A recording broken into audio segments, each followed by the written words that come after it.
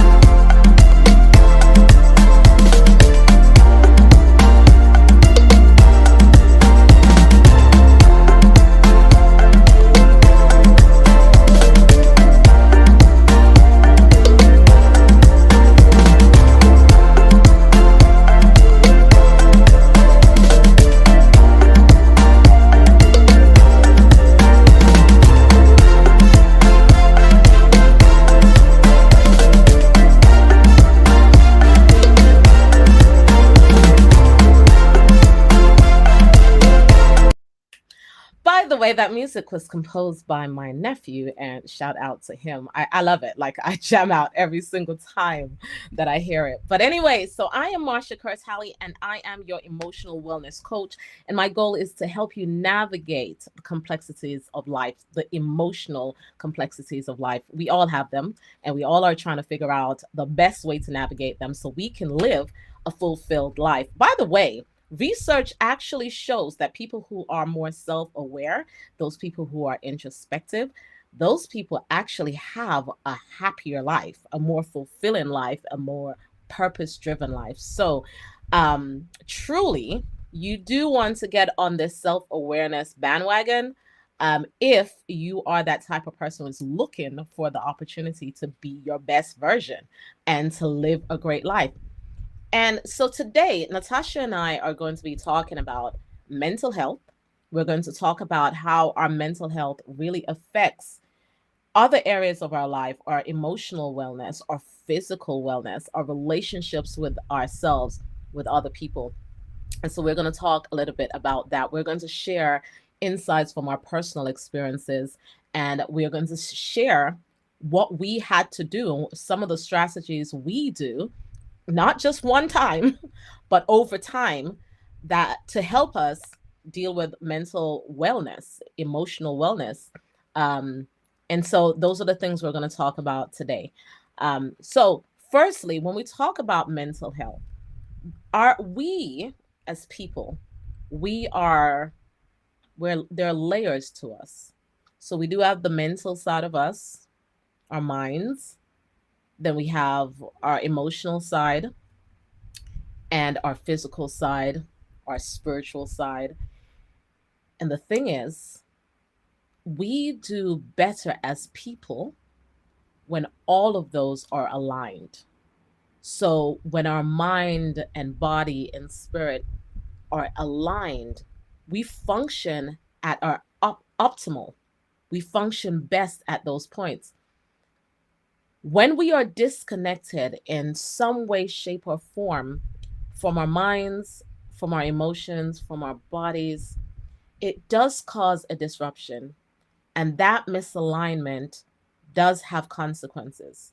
And sometimes those consequences, um, sometimes depending on what routine you have in place already, sometimes the consequences of that misalignment, you can reconnect really quickly, but sometimes you can't do it that quickly.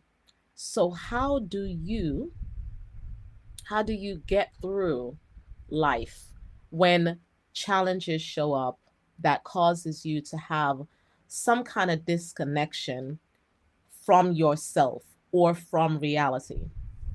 Yesterday, I met with a few ladies, and two of the ladies were sharing their stories. And their stories really revolve around mental health and how what you have to do in order to bounce back. And so one of the ladies shared that she had multiple mental breakdowns.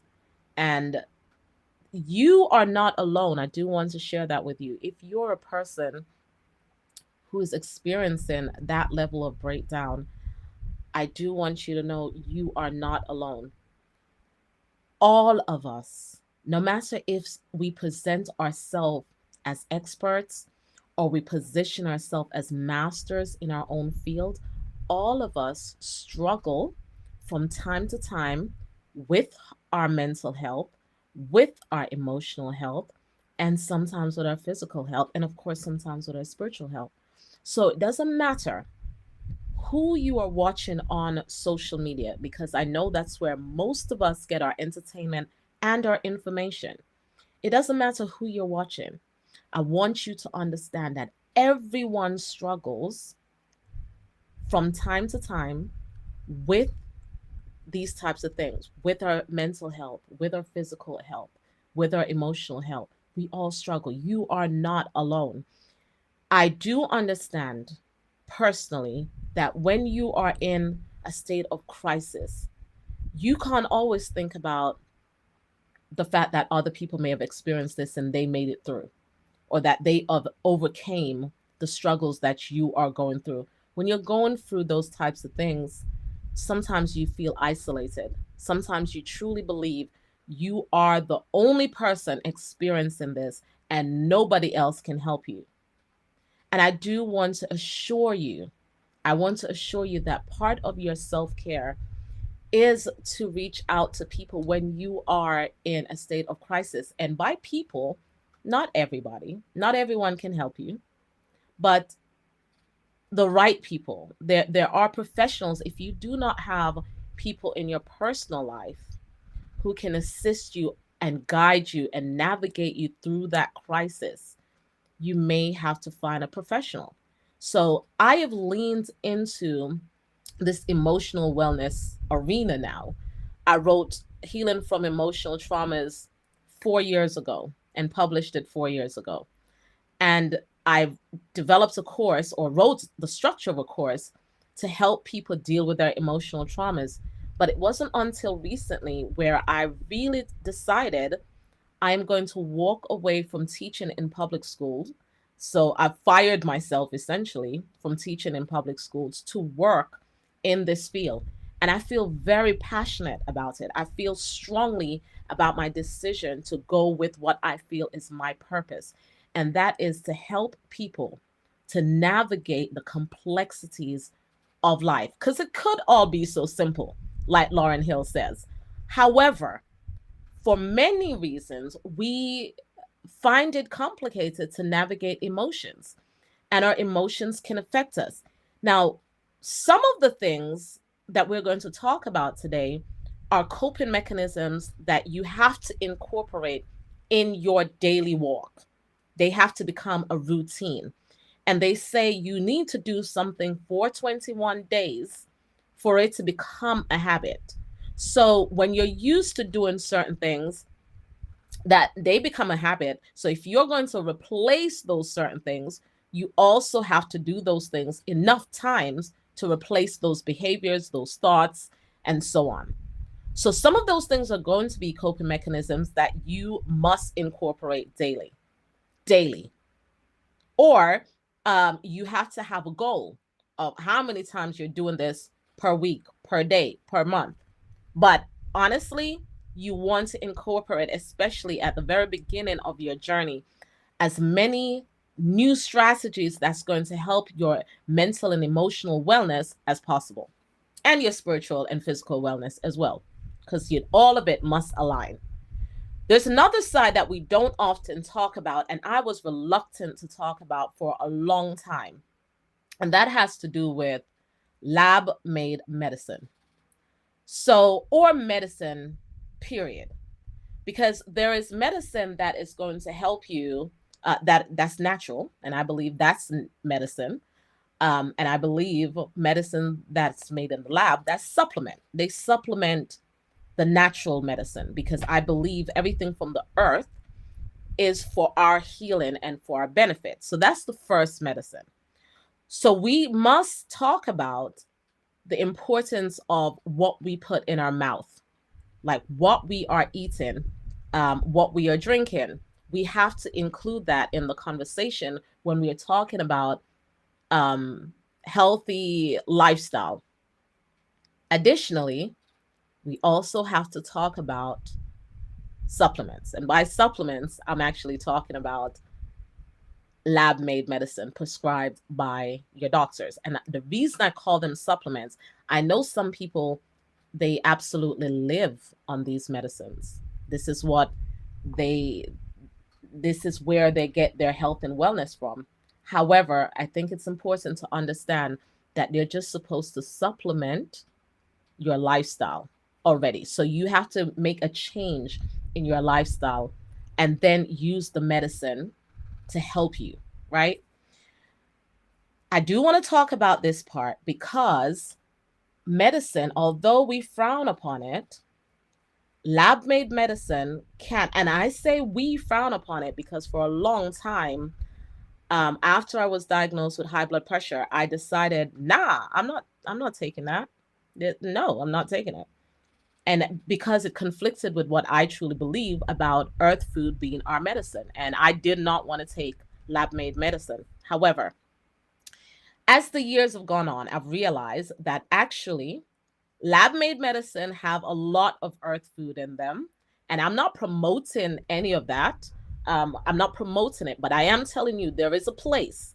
And when it comes to mental health and emotional wellness, sometimes you do have to incorporate the lab made medicine, what the doctor prescribes. Sometimes you do. And some of you have to follow the regime that your doctor put in place. I've been stubborn for a long time. Like, nah, I'm not doing that. But some of you can't risk that. And it's actually more beneficial for you to take the prescription than anything else. So I have Miss Natasha here today. She's going to join us. Miss Natasha Henry, Hey, thank you for babes. joining us today. Hey, Thank you for having me. can you hear me loud and clear? I can hear you loud and clear. Can All you hear right, me good. loud and clear? I can hear you now. I turned up my volume so I can hear you loud and clear now. Yeah. Amazing. Cool, cool. So we are kind of starting off. I want to show you this image first. Let me see. This image I found on an article, which was about different factors that um, affect mental health. So just take a look at this image. What do you see?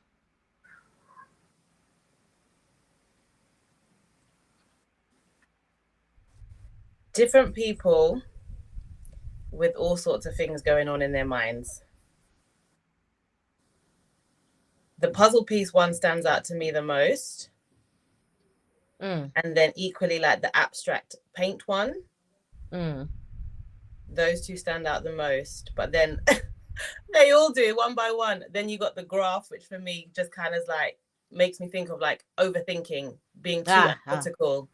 yeah, And then you got the one that looks like you're connecting the dots. They look like atoms and neurons and all those good things. And then you got the plants, which to me is probably like joy and the yeah, thoughts that come to mind about joy. yeah. Um, yeah, that's what comes up immediately. And it's interesting because like you said, we all have different things going on in our lives, in our minds, and sometimes we don't know what's going on in people's lives. We have no idea. And some people, they are blissfully just running around here having a great time because they haven't experienced certain events that cause them to be anything else but flowers and butterflies. And then there are some people, it's all overthinking. Some of us are just so convoluted and confused. We don't know our up from our down, all of that. We it just it's baffling. When it comes to mental health, what first of all, what is mental health to you? What does that even mean? Do you know what? This is such an interesting term to me because having had my own personal mental health challenges, having had or experienced mental health challenges in my family, I think if you had asked me a couple of years ago, the word mental health itself already kind of gets my back up sometimes. Or depending on what state I'm in, that those two words together, it's a bit like, oof, where are we going with this? But when I think about positive mental health or or mental ill health, I feel like it differentiates the terms to me a lot better. Ah, Um, that's a great point. Actually, say that again because that's a very good point. You're saying that it's helpful to differentiate between mental health and mental ill health. yeah. That's Because I strong. think immediately when you hit, for me personally anyway, when I hear the term mental health, I immediately go to mental ill health. I just think someone is automatically saying something negative along the lines of whichever person they are talking about. It's a negative connotation that I have associated in the past. Whereas the differentiation, and I'm still a work in progress, mental health, but I suppose for me, just positive mental health and mental ill health is kind of the differentiation that Yeah. I'm toying with, just to be able to determine what it means for me. So for me, positive mental health would be, actively doing things or putting yourself around people, environments to make you feel psychological safety.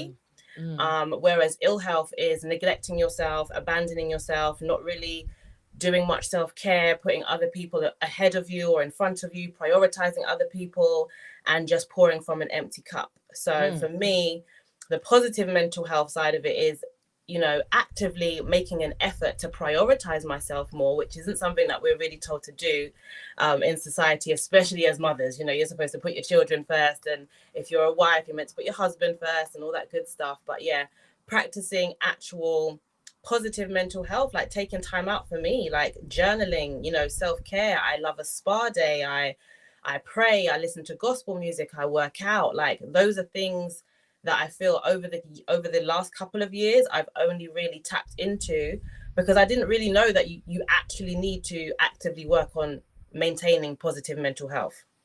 Goodness, that's another strong point. The idea that some of us don't realize you have to put in work, you have to put in effort, you really have to put in practice. It doesn't just la la, it's here. It's not a No. automatic. You actually have to put in work to make sure that your mental health is positive. Yeah. So it's not ill health. So let's talk about you for a second, and then we go back to that. Who are you, Natasha? That's a good question, Marsha. So I am a woman, first and foremost. I would say I am a child of the Most High. I am a mother. I am a businesswoman. I am a daughter.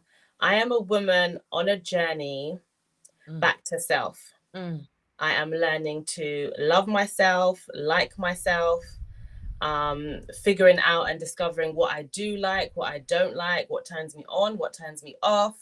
Like a journey of all the things, like healing, excitement, experiences, um, finding my tribe, like finding myself, like being more of myself unapologetically, and encouraging other people to do the same. So, yeah. You know what I love about what you just did?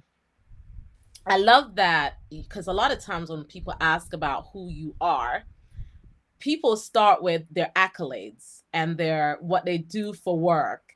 And even on the dating scene, that's the first thing. Like that's not who you are. That's what Yeah. you do. Yeah. There's a big difference. So I love that journey of self-discovery and going back to self. By the way, am I freezing up? On my end, it looks like I'm freezing up. You're On not your freezing end, or on mine. No, you're fine. okay, cool.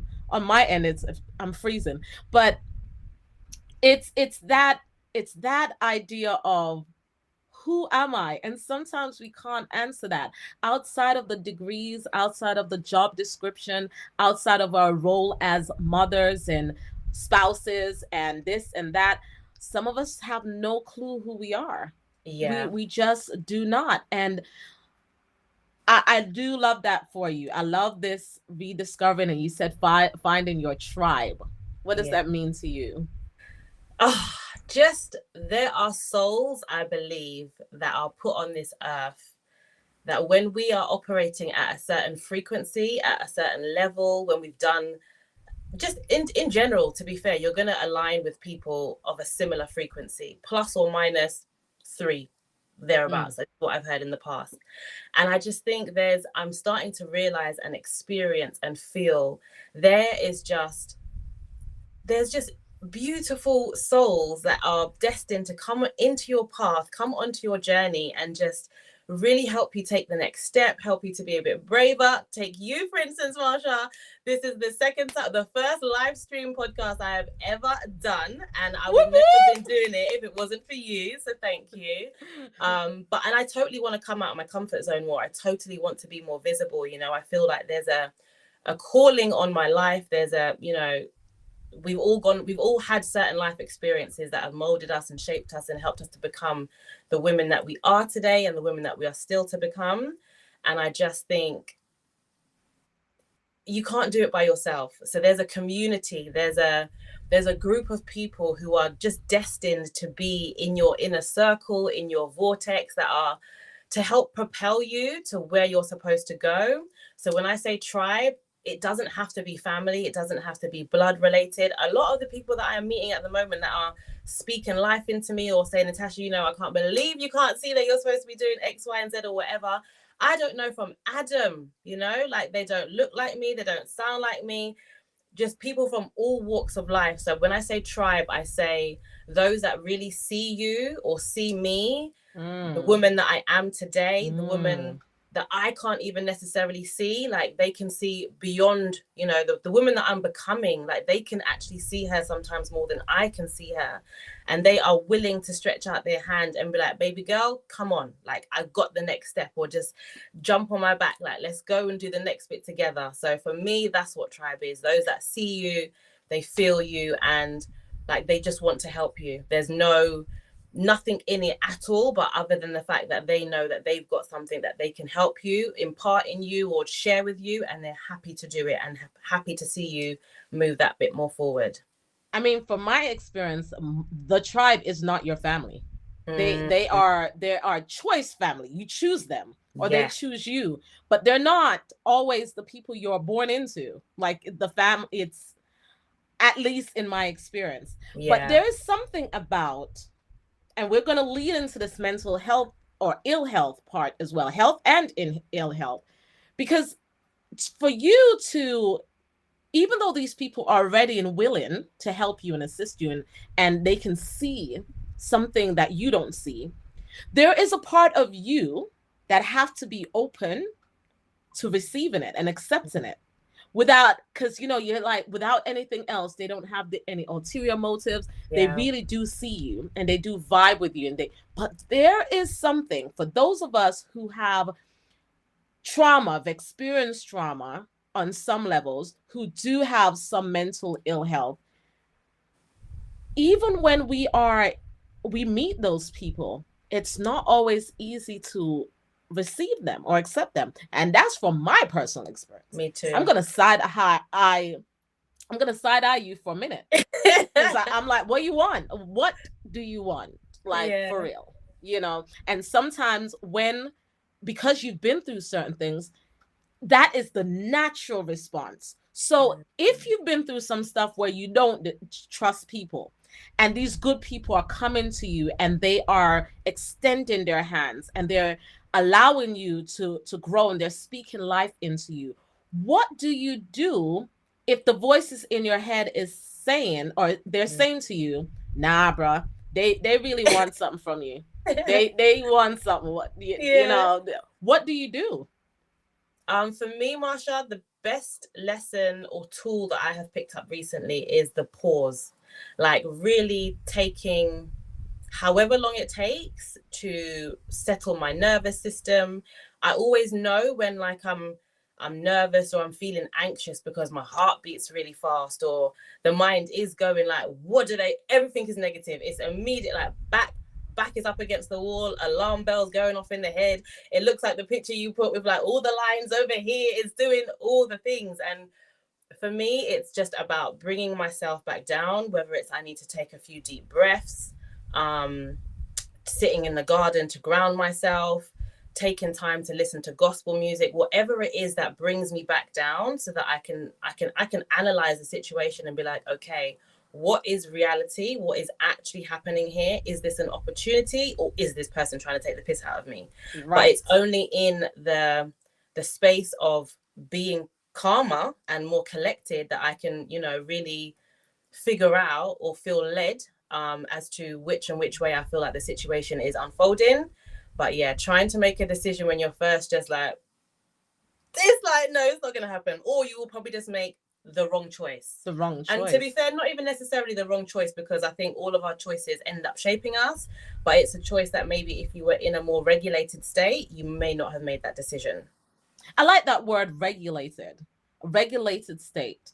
And when it comes to our mental emotional health, it's about being in a regulated state. It is natural for some of us to first have our spider senses going off, all the noises going off. But I love that idea of pause, because this Yeah. is something now I have to practice. It's not natural for me to do.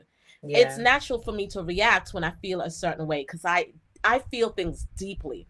So if someone comes into my space and we kind of connect, it's kind of odd, because I'm, first of all, not a lot of people accept me for me. So if you come in my space and you're talking about like you accept me, that's my natural reaction. Like I'm Yeah. naturally going to like, but that's something I am learning, because that's the unhealed version of me. And when I say the unhealed version, sometimes, and I'm starting to take a different twist on this, it's the state where you are unregulated, and I won't even use that right now. I'll use when you are in survival mode. Yeah. Because when you were in survival mode, you had to take on certain characteristics and behavior traits so you can survive. You Yeah. had to.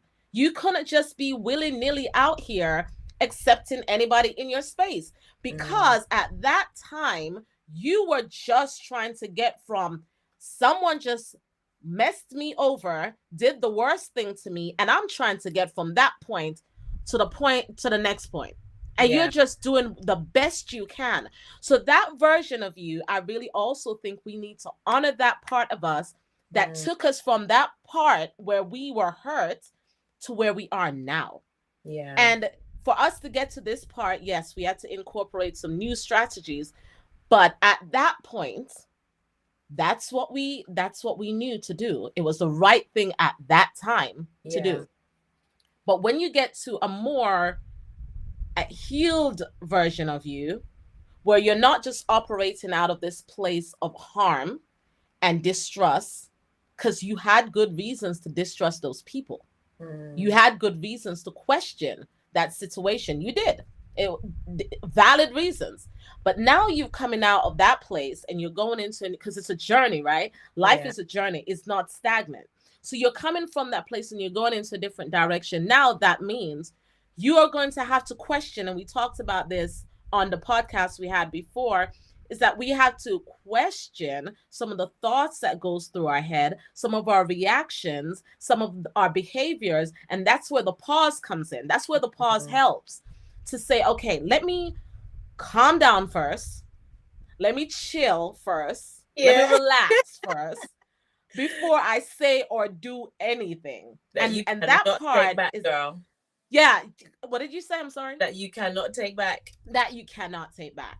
That you cannot take back. Because sometimes we do and say things in the heat of the moment, where we're the height of our emotions. You can't take it back. Yeah. The damage is done. You can't take it back. And I've done that before. Now I'm in a place where, all right, Marsha, you're gonna have to chill. First of all, you're at this big age, so we can't keep acting like we were 20 something or in our teenage years. Yeah. That's a different era. Now we have to do big girl things, grown up things. And the grown up things is emotional intelligence and saying, calmate, chill, relax, and regulate yourself. Let me give you a story. So when you talk about strangers speaking into your life, you connected me with Lauren. Lauren and I spoke, and Lauren triggered my ass on Friday. Girl, why? The truth will trigger you before it sets you free. why we were talking and she said to me, and I was just sharing some things with her, and she said, it's because you're still carrying guilt and shame, Girl. and you are attracting what you deserve. And this one I had to unpack what she said here. She didn't explain this, but I unpacked this later on. She said you're attracting what you deserve, not what you want, not what you desire, not Mm. what you think you deserve, but what you actually deserve. And what that meant was I was punishing myself. Mm. So everyone that showed up in my space, if they were accepting or if they were cordial or if they were like, Marsha, I see you, I might receive them for a second, but then the part of me that's like, no, but you don't deserve that shit. You don't Mm. deserve them to love on you like that. There must be an ulterior reason. What? Yeah. That part of me showed up, and the reason for that, and she, of course, I got triggered because I'm like, this lady don't know me from what? She don't know me. But because I've been on this journey, I realize and recognize that when you're triggered by something, that is where Mhm. you need to work. That's Yeah. that area, that part right there. So when the triggers show up, say, thank you, Lord, because Yes. now you've given me the key to unlock Yeah. an area of myself I really need to unveil. I really need to address this issue. And so I went into, after I made that quiz and I took the quiz, that was one thing. I realized I had anxious attachment style. And Mm. then I went into my journal and I was like, all right, let's get naked. Let's pour it all out. Yeah. What is it? Where is it? I want to see what I'm still hiding in there. And I put a lot of those things on the table. Yeah. Those are strategies we have to use. And sometimes you need a stranger to look you in your face through WhatsApp messaging and call you out on something. Yeah. And if you're triggered by it, you have to go in that direction. Now, of course, if you're in a mental ill health Mm. state, unregulated state, you might not have the skill Yeah. to get reconnected to yourself or the skill to work through that in a healthy way. Yeah. What would you have suggested? Someone triggers you, you want to cuss them out, but you don't. What do you do? Oh, I let's think talk about the unregulated state. What would we do if we're unregulated, and what would we do if we're regulated?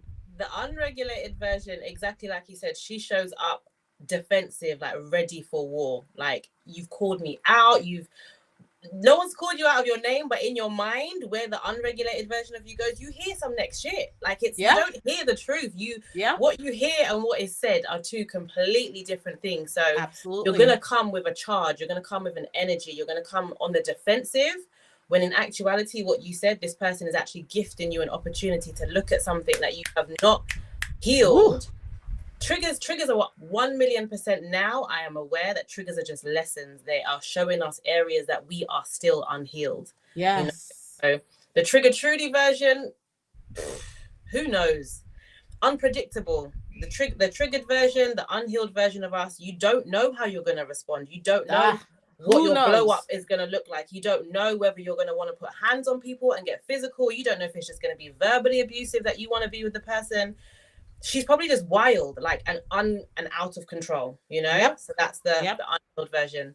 The healed version, which is the journey that I am definitely more on these days, and like taking, yes, I am taking all the lessons and sitting with the triggers. Like, when someone says something and it makes you feel some type of way, the pause, I'm telling you, pausing will save your life. The pause. It will save your life, because if you can really, for a minute, like, actually question this person's heart or their intent, for the most part, the truth hurts first. Like, the truth hurts, but equally, the truth can set you free. Yes. Sometimes when we take the time to really hear what a person has said, we know it's the truth. Something that I heard you say earlier, which has come back to me now, was when you feel like someone hasn't accepted you, or you feel like maybe for a small time,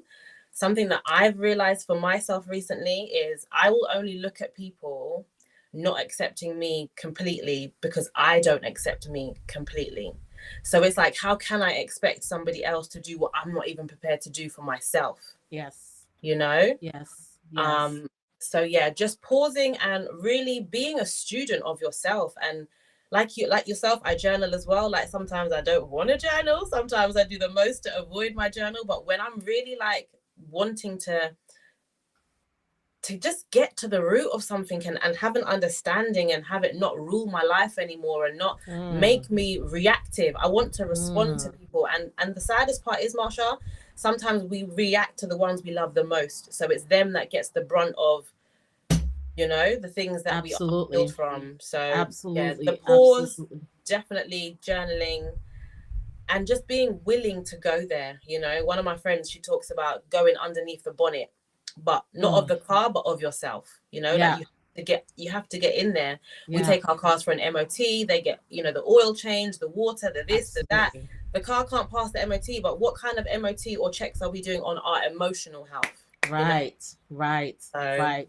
And when we say journaling, because there's a difference between a diary and a journal. And I mean, there was once upon a time I thought they were the same thing, but a yeah. journal is very reflective. It's your mirror. It's Mm, that person you can really talk to. When you said there were some things you didn't want to write, there were things I wrote this time in yeah. there. I wrote about 20 pages on Mm, Sunday because I was spiraling. I was, in fact, I was on the floor bawling. yeah. Been Don't there. ask me. It was like when it's one of those cries, and rarely Mm, do I have these. I cry because I feel things, yeah. so I will cry. But it was them Yeah. ones I was going through on Sunday, and I wrote like 20 pages, and I had a conversation with someone that I needed to have a conversation with, and closed the portal that I needed to close. But I put on paper some of the things that I never wanted to talk about. Like even when I've kind of scurried around it when I had conversations with people, but I really didn't want to put it on paper because one, if someone reads my diary, now like Yeah. or my journal. And then now it's like for real they're looking at me like I really did that. That really did happen, sort Yeah. of fabrication. And so, but I put it down. And when I tell you, and I think it depends on where you are in your healing journey and what you already have in your toolbox and what tools you've already used. The metamorphosis from Sunday morning, me acting the absolute fool, and I won't say the absolute fool because I feel like it was the absolute fool. I was doing the most. I was doing the absolute Yeah. most. But it needed to come out. It Yeah. needed to be addressed. I needed to see that this is still an area you are working on, and here you might need to go ahead and close the door on some Yeah. things. And when you talk about accepting yourself, that's the first thing you're gonna have to. This is who I am. I am this person. I am highly emotional. I have done some things that I do regret. I know Yeah. people talk about, oh, I don't regret anything I've done. Oh no, Yeah. I regret some of the things I've done. Yeah. I'm not proud of those things, and I would never Yeah. want to repeat them. And some of them I repeated. I Mm, repeated, which is where the shame came in yeah. because I knew better and then put myself in a situation where I had to repeat the same lesson that I learned from already. So, yeah, I had the guilt, yet I had the shame. And even though I'm sitting there talking about, no, I have unconditional love for myself, I accept. Well, Mm. Marsha, actually, let's talk about that Yeah. because there are these things that I really wasn't very comfortable with, and so I was attracting or accepting because you Mm, can attract all type of people. There's so many nonsense around that it's kind of easy sometimes to just attract the nonsense. But it's about who you also accept and keep in your space. And I was accepting and keeping certain things, not just from other people, but from myself, yeah. because I felt as though that's what I deserved. Yeah. Not until this chick said this, and I'm thinking, no, ma'am, that's not true. But then I was like, no, let's talk about this. Because the Yeah, worst thing could happen is you uncover yourself, you look beneath the that bonnet bit. and find Yeah, out that she is lying. She don't know what she's talking about. That, or you look and find out actually there's a she lot of is truth. right. Yeah.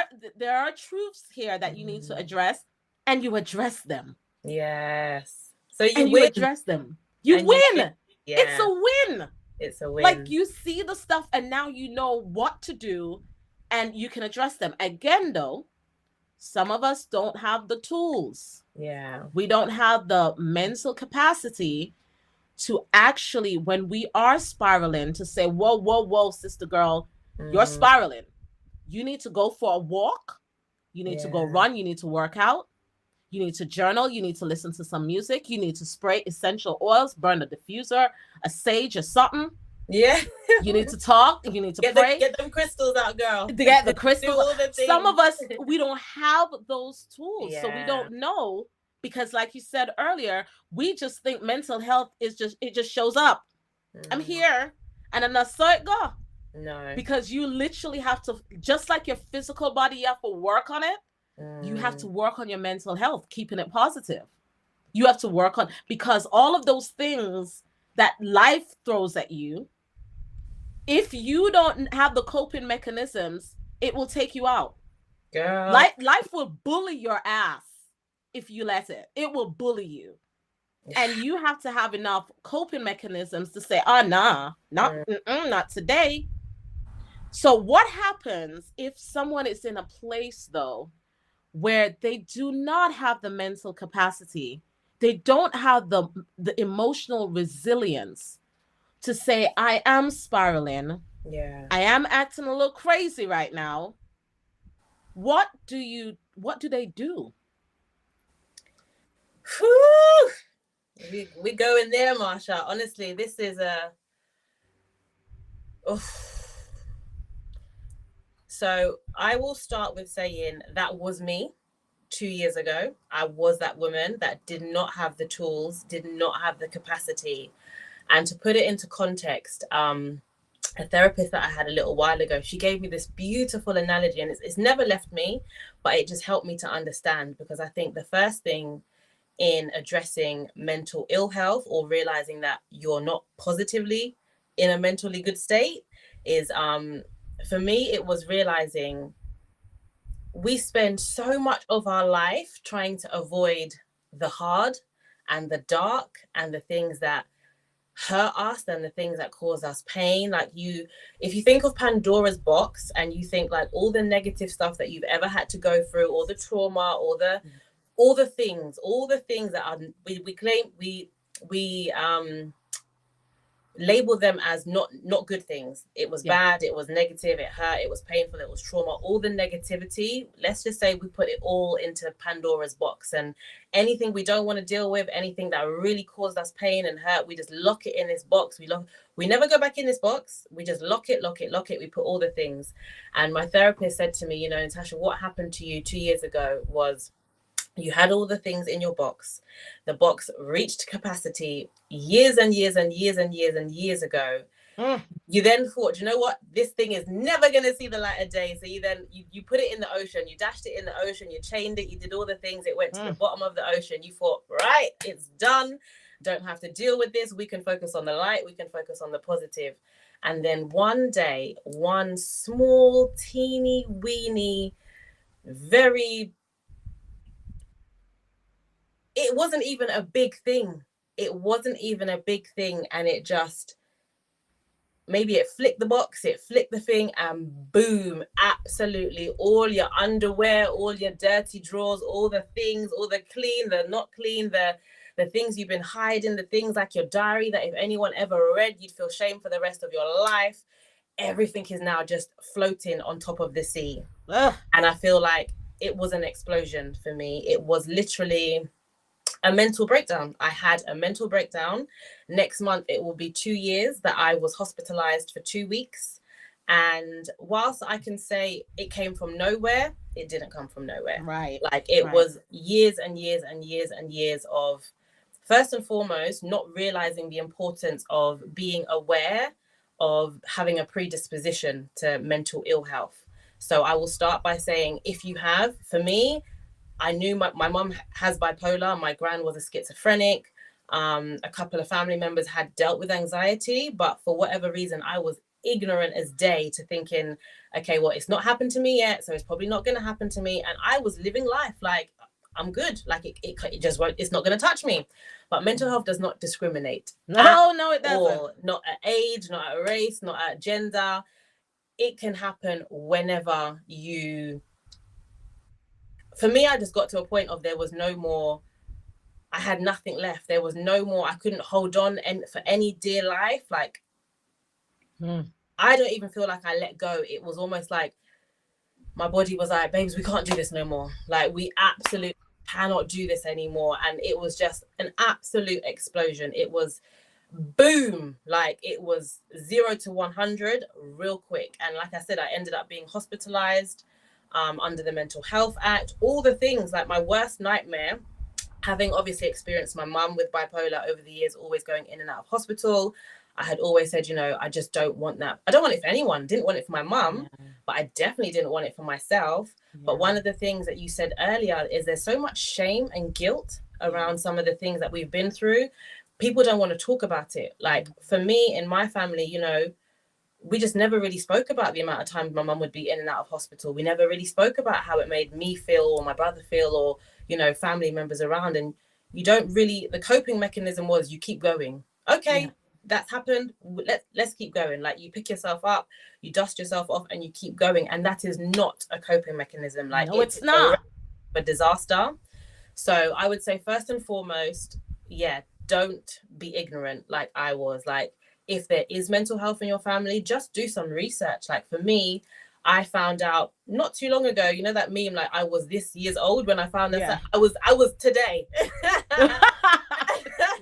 No, I'm joking. It was only really this year, I'd say, being on the journey that I'm on of like healing and, you know, doing the inner work and the shadow work and dealing with the trauma and addressing trauma. I was looking into, you know, what are the tools that I need that I was never taught growing up. And one of the statistics that I actually found out is that there's about 29% of Black women in the UK who are susceptible to dealing with mental health challenges. So that's like 1 in every 3.5 women. And that's huge. But yet, me who has family and myself, I couldn't name 5 women in my circle that has had mental health challenges, because we don't talk about it. We don't talk about it. Talk about it. Yeah, right. We don't talk about it. So to go back to your question, it's not being ignorant, number one, like actually taking the time to look into, okay, well, I think it's also as well, if your parent or your sibling suffers from depression, you're like 2, if not 3 times more likely to also suffer as well. So it's things like that. It's like, okay, well, if the statistics are what the statistics are, at minimum, like, pay attention to that, you know? And for me, I would say, because it's talking about like, what do you do when you don't know what to do, but you can feel yourself spiraling? Is to ask for help, like to actually not sit in it by yourself. The hardest thing ever is to, first and foremost, if I'm being honest, at the time that I was spiraling, I don't think I knew. I was just so much in denial, I couldn't really see it. So asking for help when you don't even know that you need help, where they do that at? Like, how do you ask for help when you don't even realize that you need it? I think the only thing I will caveat with that is, but then when it's matters of the mind and you're not in control of it, when the help presents itself, because I was offered help and I was just like, are you kidding me? Like, I don't need it. Like, I literally, like, point blank was like, I don't need it. And then it was too late, you know? So I would say, as much as, yes, you can say get help, if anything, I would say it's more about the ones around us. Like, this is why, for me, community and family and having people, like you said, that are not even necessarily willing to call you out, but can see that you're not acting yourself. You know, and not take it personal. That's one of the things my dad always used to say to me, my brother, with my mum, is when people are not in their right frame of mind, you cannot take it personally, because they are just trying to hold on for dear life. Like that is you know something's not right, but you can't put your finger on it to be able to explain it, but it just feels like you're getting swallowed up in like a black hole, and you are literally just clinging on for dear life. So for me, I'd say it's more in that moment, it's more who you keep around you, to be honest, and if they're willing to make a tough decision. In my case, my family had to call whether it's 999 or the NHS or 111 to get the mental health services to me. And it's nobody really wants to do that, you know, like nobody wants to admit this is happening to someone I love. But at the same time, sometimes those kind of decisions, like like to save a person's life, to keep them out of jail or to keep them. And I wouldn't even, sometimes I think now looking back on my own journey and looking at my mum's journey, and it was so interesting to me, all the years that I spent visiting my mum as a visitor in the psychiatric hospitals, that's one thing, but to actually be behind the doors yourself, girl, that's a story for a whole nother podcast. But I would just say it's the family members, like sometimes they have to be the ones to make the tough decisions for you, you know. And for me, if I'm being brutally honest, those 2 weeks that I spent in the hospital were the best thing for my entire life, because it was probably the first time I was able to step away from, to be fair, I had just ended my marriage, so that also was part of, you know, the down sort of going through the spiral.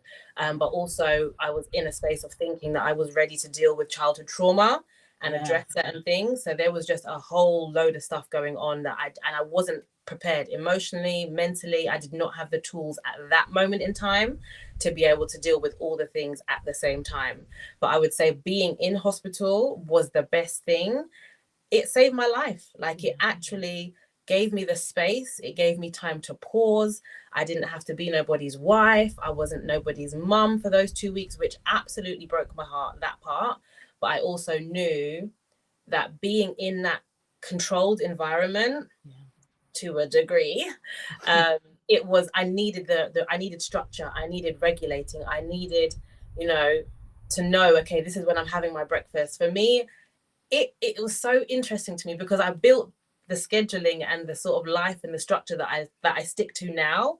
Like I had my sort of, you know, I'd wake up in the morning at a set time, I'd do a little workout. The state of the mental health though, honestly, like there was a whole gym in there, and for the 2 weeks that I was in there, I couldn't even get access. So it was like another story for another day. But just in terms of being, when we spoke earlier about regulating yourself, it was like in those 2 weeks, I really learned what worked for me. And for me, exercising, absolutely first and foremost, exercising.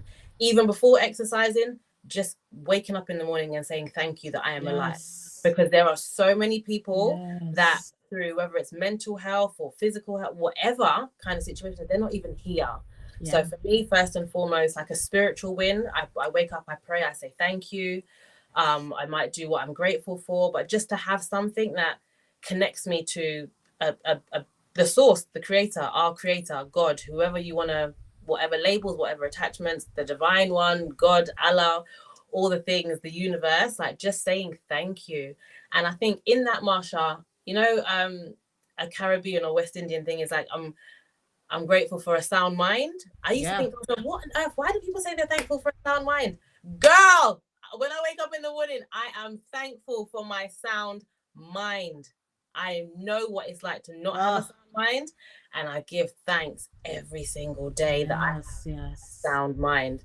But back to the hospital experience, what it allowed me to do is to create a routine and to create structure, to learn to regulate myself, to start implementing cold showers, exercising more. You know, I had space and time to be with myself. So I would journal like a crazy woman, for real, for real. Like, even though I didn't think I was crazy, like I was journaling like a crazy person. Like you said 20 pages, girl, I was probably doing 20 pages for breakfast. Like there was a lot to talk about being in the mental health hospital.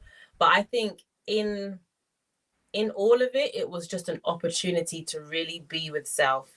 all the things that I had avoided, all the things that I had put in Pandora's box and didn't want to look at because it was hurt. It hurt, you know, and I was avoiding it. That was my opportunity to say, girl, what you've been doing has landed you exactly where you are. This shit does not work, babes. Like, we can either be in here, and some of the women that I was in there with, they had been in there for months, Marsha. Like, I was like, this is not for me. I am not supposed to remain in this space. So for me, the plan was literally, okay, take the time that it takes. I didn't know it was going to be 2 weeks, but I decided, not even decided, I surrendered. In that time, I surrendered. I had to let go. I, you know, stuck to the classes and stuff that they give you. You have your meals at a set time, you know, it's like, to a degree, it's a little bit like jail, may I say, like lights out at a certain time. Like, it's very regimented, but I also feel like that is what's necessary. When you lose your mind and you are on the journey of finding yourself or finding your mind, like, structure to me was everything. Like, it just really helped bring everything back in, and okay, this is the direction that I need to go in. This is the time I do this. This is the time I do that. And just having those few tools in the toolkit, like the journaling, like the meditation, like the exercise and the praying, that I would do every single day. And slowly but surely, I was starting to not even get back to a version that I was, because it was that obviously old version that landed me there, but I was creating the new version. Yes. You know, women that here today and can actually 2 years down the line actually share an experience that I hadn't even had the courage to tell my family. Like, there's family members that probably know that I went to hospital but have absolutely no idea, like, about my experience at all. And I think sometimes that's also something that we do. Like, we are so hurt, we're so broken, that we just want everybody to know. Like, we want, you know, sympathy, empathy, we want external validation. But in all seriousness, like, that, you just have to take time for you. Like, it's not time. No one can do your healing for you, is what I have learned. No one can do your healing for you. And also, you have to trust the process. There were women that I went in afterwards that are still probably in there, that I definitely left before. But I think for me, the resistance that led me there, to like the denial, the resistance, all the things that landed me there, I realized real quick, because I was like, I don't want to be away from my children. I don't want to be in your mind. I remember thinking, I'm not supposed to be here. Like, I really had I needed to be there. I absolutely needed to be there. But when you're in there, you think, they got me wrong. They got the wrong person. They got me messed up. They got me all the way messed up. But I was messed up, and that was the perfect place for me, you know. And I think for me, if you had asked me to come on here 6 months ago, a year ago, I'd have been like, hell no, Marsha. Like, there was still so much shame and guilt attached to having a mental breakdown. Being able to say in front of, I don't even know how many people are going to be listening to us, babes, but just for me, this is even therapy for me. Like, to be able to know that 2 years down the line, I'm in a space where I'm speaking from the wound.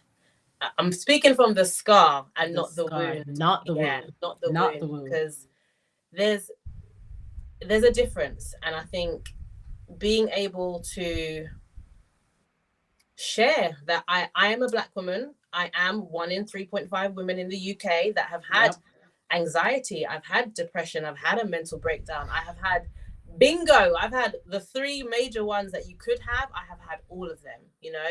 And to be able to say, like, I'm standing, and I'm literally standing today. Yes, I know today.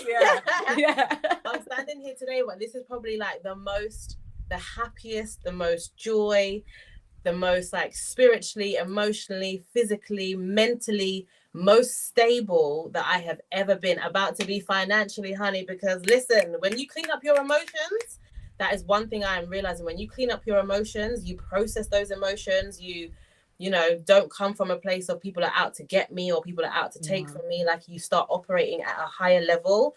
Exactly what you said about Lauren. You start attracting and you start aligning with people that they can see you, they want to work with you, they love your energy, they love your vibe. But you can't do all that when you are operating in the lowest frequencies, you know. And I just want to say, like, to anyone that might be going through something right now, like, there's definitely light on the other side. Yeah. And yeah, I just believe I'm testament to that. And I know in my heart of hearts, as much as I'm like, I know, like, my life experience anyway, like there's so many experiences that I can now say I am grateful to have had, that have been a blessing in disguise, that Yes. I can continue to work on myself to to be even more healed, and to continue to go after healing, and to just be the most healed version of myself. But I'm also starting to see that in me being in a space that I can share my experience, maybe I can help somebody else that doesn't have anyone, doesn't know who to reach out to, doesn't have a clue about the tools that they need. And they can be like, you know what?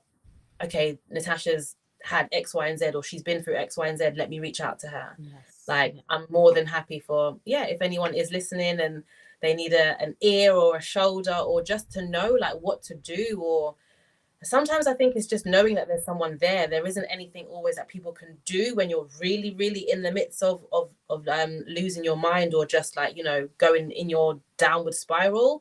Sometimes it's just knowing that someone's presence Yeah. is, you're not in it alone. You're I think not that's in it also what alone. it is. You're not Yeah. alone. So, Do you know, you first talked about time, like mm, we a lot of people grow up with this idea that time heals. mm, And in healing from emotional traumas, I address that. Time alone does not heal. mm, You putting it off and just getting through is not going to heal. Like yeah, none of us. Like if the thing happened and you're just like, I'm just going to push through, that's not going to heal you. I want to say, first of all, before I go into the rest of this, thank you so much for sharing your story. um we all have shared experiences, but yeah, none of them, I haven't had the experience you've had. So I'm so grateful that you've come to a place where you are able mm, to share that with others, because our experiences, they're not just for us. yeah. After we come from a place of healing, I don't know where that thumbs up came from, excuse me, but when we come from a place of healing and not from the place of the wound, now we can help other people. We can help them come. That's the purpose. Yeah, We turn those pain into purpose. We turn those disappointments into opportunities to help other people. And so I hear you saying, I pushed through. I went to see my mom and no one really asked me about those things. I mm, just got on with it. We get on with it. So we think nothing's happening because we don't see it, and we yeah, stuff it in our little Pandora box. We don't see it. It's hidden away. So we just yeah. kind of feel like out of sight, out of Out mind. of Oh, mind. okay. Yes. Nah, Not at it's all. there. It's Yeah. still, and I think of it like a computer. Like you Mm, may have several tabs open, which is cool, but then there's some things back there that you yeah. either forgot you opened, or some things you didn't open. There's a virus that came from something else and it's just operating in the background, but Yeah. it's actually influencing you. It's actually doing something. It's working on you. And until you bring it to the forefront, until you deal with it, it's going to keep doing what it does Yeah. until you decide, nope, I want a change. I want something different. I'm going to surrender. I can't do this. Now Yeah. that I know how that feels, to go, nope, I physically can't do this anymore. I Yeah. can't hold on anymore. The strong Marsha, I don't want to be strong right now. And I just need you. I've had this conversation with the universe, with God. I I'm not holding on anymore. I Yeah. can't. I just cannot. So I know what that feels like. And then you talk about, that resistance to help. Like sometimes Mm, people, you hear it, but you're not in a place to receive it. And so you are resistant. yeah. You have that resistance. And it's sometimes you just don't have the tools. And this is where I will caution people, because you did share that you were going through a divorce. At the same time, you were trying to deal with childhood trauma, Mm, but you didn't have the tools to do that at the time. And so, even though, as much as I ask people to unveil or uncover or dig deep, I will say do that under guidance. and Yeah. with the right tools. 100%. Because you will create a hot mess if you decide to dig up stuff and you don't know how to handle it. Yeah. And that's why it's important to find a coach, a counselor, a therapist, a psychiatrist, a hospital Yeah. that can help you. And sometimes it's like you said, going to that place for 2 weeks. You never envisioned that being part of your life, but that's exactly what you needed. And what separated you, based on what I'm hearing from other women who were there longer than you, who came after you and still probably there, you sound like you followed the plan and trusted the process. Even though there may have been some resistance, you said, you know what, them people told me eat at this time, do journal this, do, and you're like, I'm going to follow through. And I see that even with you now with other areas, like you are what we call teachable. You seem to like someone give you instructions and you have already said this is what I want. I may not know the whole staircase. I may not know how this is going to fully happen, how it's going to turn out, but you're one of those people, it seems to me, that you will follow the directions and you will follow, and that I think is what separated you from a lot of other people. You're like, I'm going to follow the plan. Do you think that's true? To a degree, Marsha, to a degree. Because I know we are resistant as hell. Girl, we are I know those parts. There's 100% for me. Yes and no, and I say that because there was a part of me that knew part of my journey I did not want medication, which I know when I first joined the conversation you were speaking about medication, and this is to say medication is or isn't for everybody. But one of the things, it was just a decision that I had made, very as much as I was definitely not of a sound mind, I had the knowledge to know, based on my mum's experience with medication and even being in hospital, sometimes even the staff get it wrong.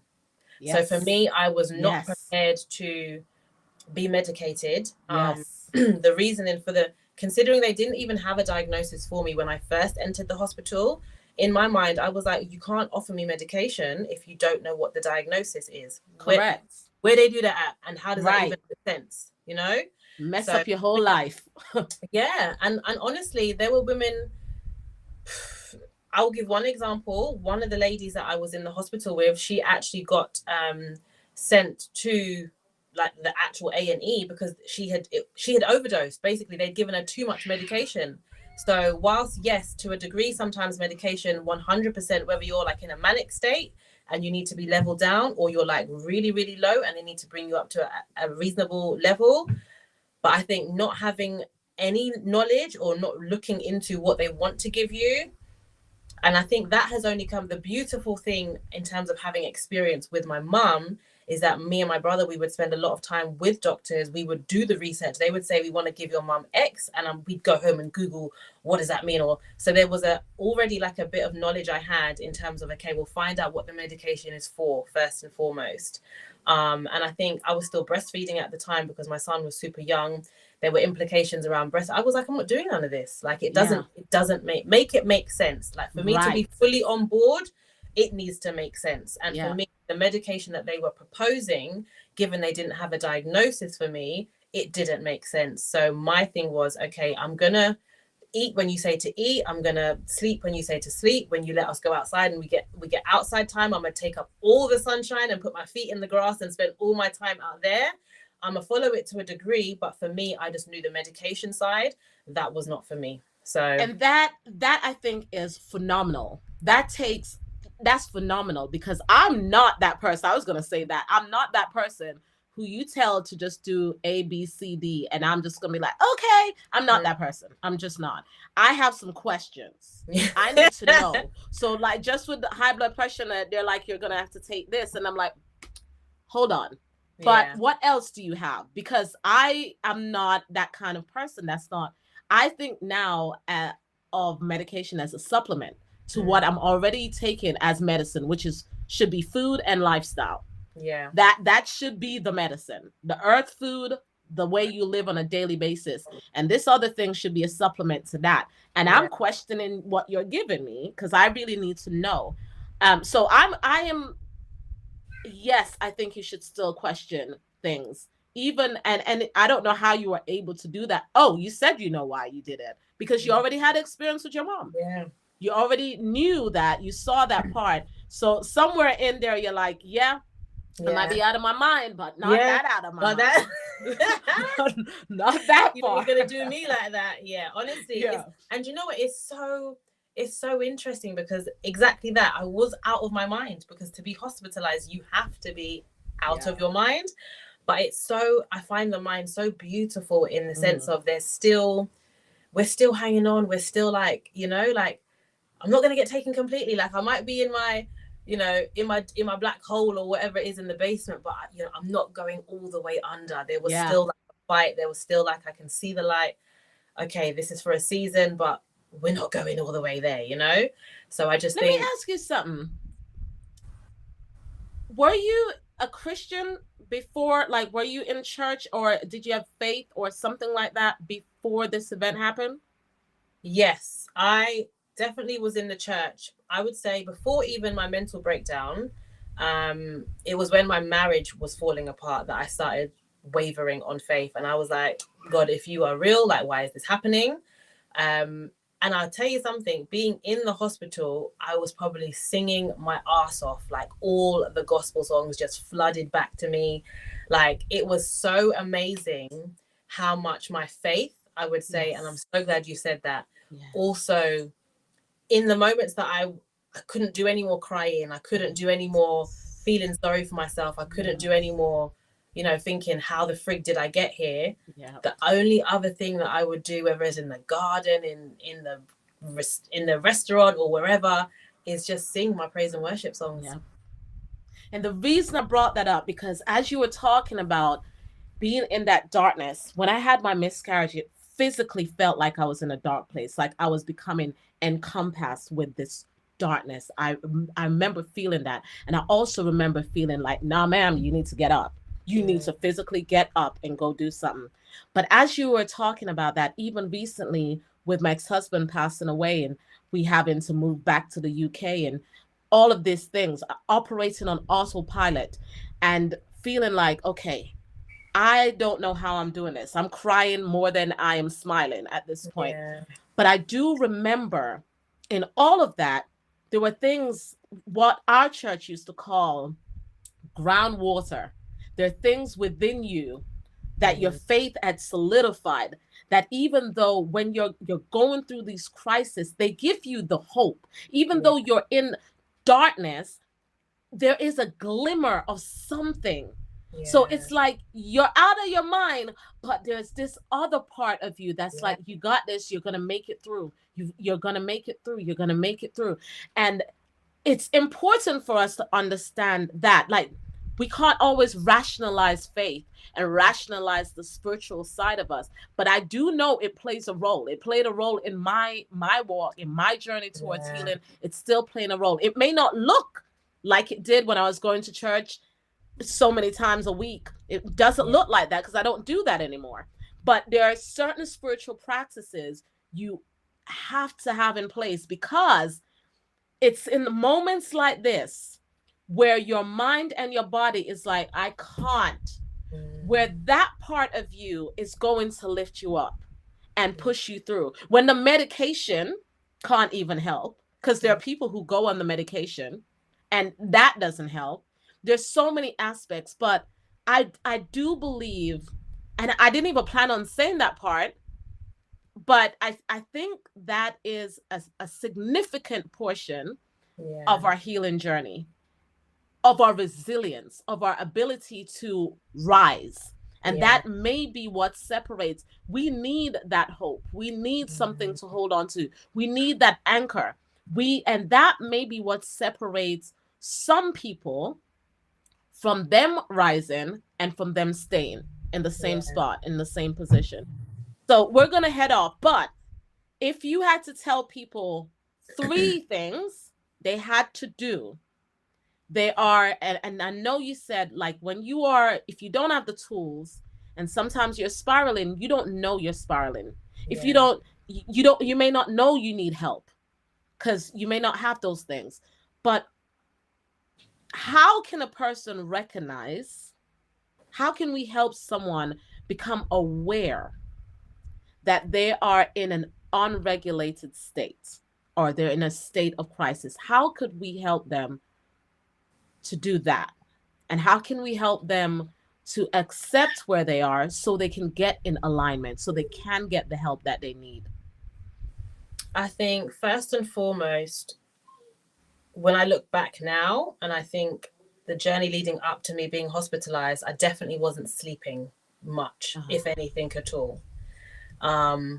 Yeah, so sleep. If your sleep is shot to shit, and you're someone that normally gets a good number of hours, and you've been doing 2, 3, 4, 5, like I think it was about a week of that I had the space of a week that my sleep was just maybe 2 hours, maybe 3 hours a night. Like it was poor than poor. Eating as well. If you're someone that eats 3 meals a day and you drop down to like one meal or nothing, I was definitely getting to a point of, it's called being manic. When you get really, really high, it's called being manic. And you're buzzing. You're like an energizer a bunny without needing sleep and all the things but food. So eating and sleeping, if you find that you are not doing either of those two the way that you would normally do it, whether it's you or your loved ones, like monitor that first, because the body needs sleep. Like first and foremost, sleep is such a healer in itself, you know? Yes. Yeah. So sleeping and eating. And then in terms of accepting the help, it's a hard one, because when you can't see it, like I remember my mum questioning me and being like, do you think we need to call whoever we need to call? And I was like, no. Like I remember that part, you know, like I remember being like, don't be so ridiculous. So it's that part for me is a difficult one, because if you can't see it, you're not going to be inclined to accept it. You know, I think just trying to hold on to the fact that those that you love, if they have the capacity around you to make decisions, maybe just try and lean into trusting them that they will make the right decisions for you. That's what comes to mind. And you have to let go. Like you have to let go. And I think how you brought the faith element into it, you have to trust that God, your creator, knows what he is doing. You know, a lot of the time we think, why do we have to go through darkness? Why do we have to go through trauma? Why do we have to go through any of the stuff that we have to go through? And I feel like that saying that, is it God gives his strongest battles to his, help me out here, Marsha, to the strongest warriors.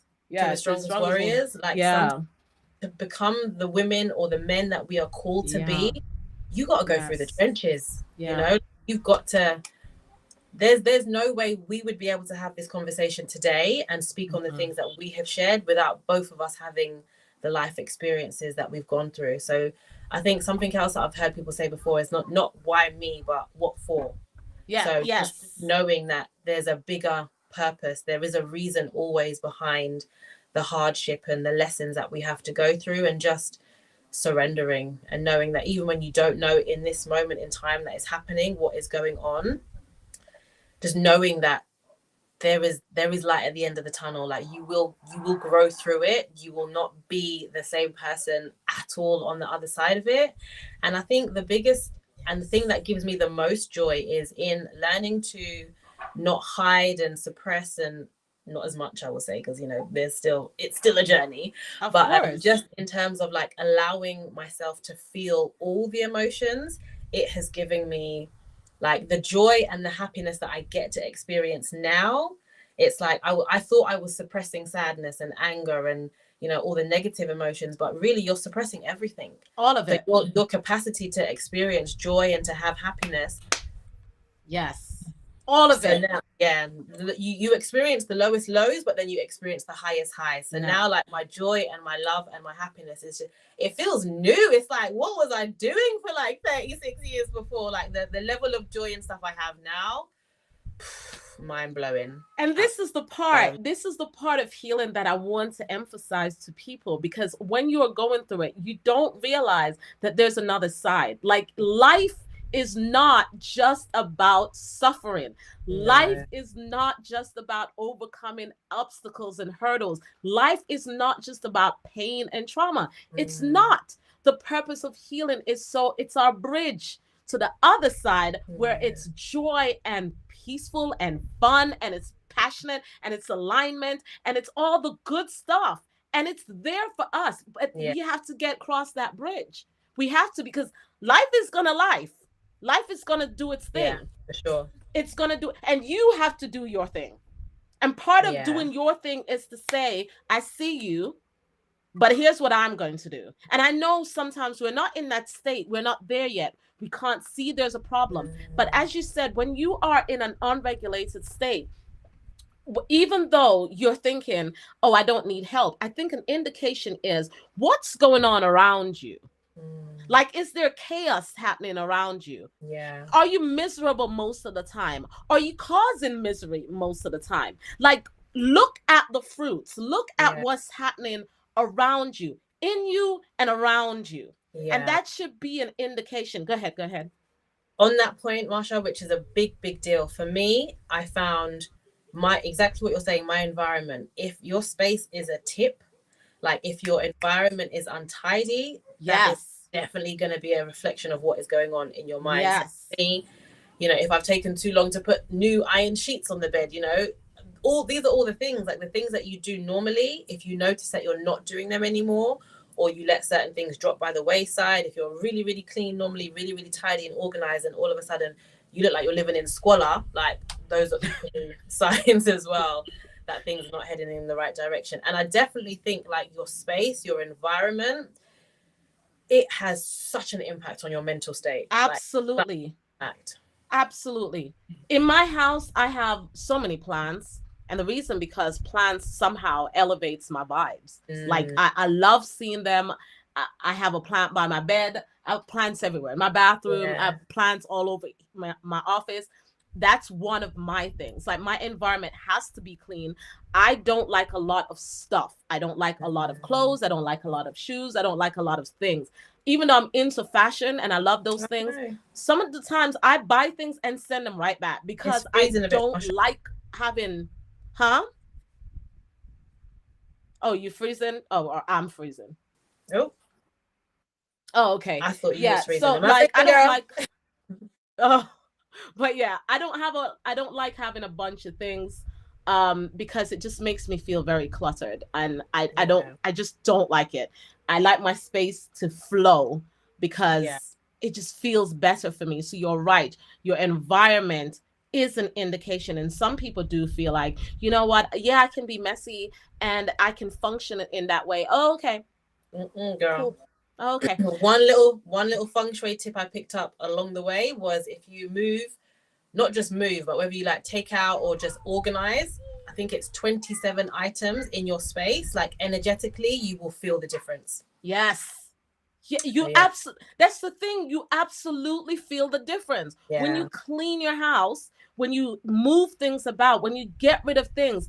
It changes how you feel. It does. It absolutely does. So I think you are 100% right when you say pay attention to how your environment looks. Pay attention to that. And if you usually do something and you're no longer doing it, pay attention to that. So, I have my cat. She wants to go inside the house. Hold on. 1 second. She's lying down. Okay, cool. I hate my babies being out here. I have 2 cats. But yeah, I know we've been on this thing for like almost an hour and a half. Wow. So time flies. Having fun, girl. I know. I am so appreciative of you, like, coming on here. I appreciate it. I think you are going to do phenomenal things in your business. I think we're going to do phenomenal things. I don't know how yet, but I think we are. And I'm just really, really appreciative of you just showing up.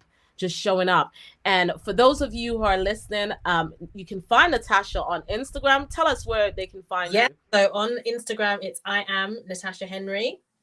And on LinkedIn, it's Natasha Henry. And I'm in pink. I'm always in pink. So you'll know it's me.